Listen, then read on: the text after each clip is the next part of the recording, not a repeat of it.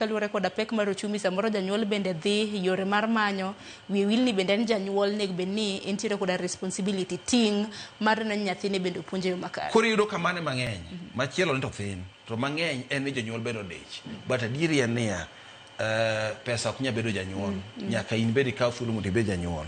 Kacha kadhi machielo kendo en ni weche mag tiyo gi yedhe makech bende timore ahinya kuom nyithindo gieki.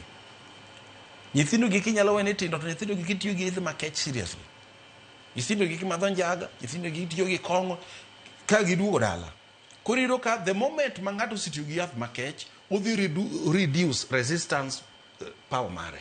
Koro to kendo gimoro amora marach timore. Kata obed mana kotimore skul to timore oko ka. Iwinje. Koro agi icho kata odhi go kucho to wach skunde okethore. Kendo gima chak timore kendo ni rwakruok mar nyithindo bende tindo chochni. Nyathi rwakore makuri ma be nyathi sikul adier yawa. Irado kode oko ma to ng'ine nyathi sikul. Iwe ni maendi samoro ma ng'ato mosebalo gi piny. Ahinya kinde magiloro koso. Kata kinde magiloro, sana kinde magiloro. Kineno kong'is ni ma nyathi ma ja form 2 ok inya believe.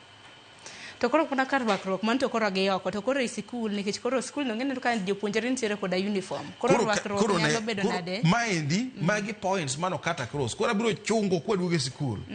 Abiro chungo. Koro wadhi mbele. Rwakruok ni be is causing a lot of things. Nyithindo gieki oko kuon gieki. Moko rwakore ma kinene to kinya ng'ene ma nyathi sikul. Ok inya associate kinya. Iwe ni maendi jatene ma oko ma samoro nyaka na yudo ginene. Koinange or somewhere else.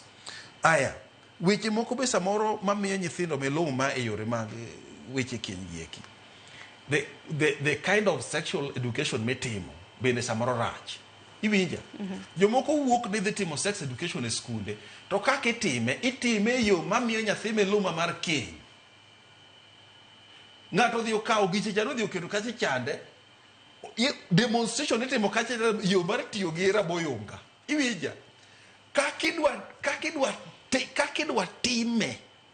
itime yo ma is pornographic.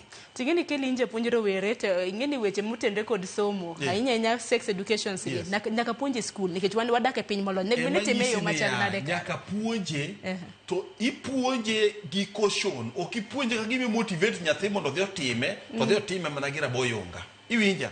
But ng'eny ne time ma koha kanyo to nyathi is charged omanyo ng'at modhi test godo. Kasi iyudo ko mokwongo mar ariyo timo godo mar adek chande giyudore ka gino kaka boyunga onge. The next thing iwinja?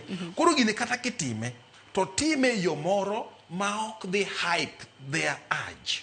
Kasti we kanyo gi urge no kobedo hyped ting'ise about raboyunga kende. Makoro itimo iwacho ni puonjo nyithindo kotenre kod sex education nego beni nyiso gi repercussions achiedh nade manyalo wuok kotenre kod terruok machon. Koro igini endi wache yo ma nyathi wacho man gini endi gino kadhi temo to kiwache ok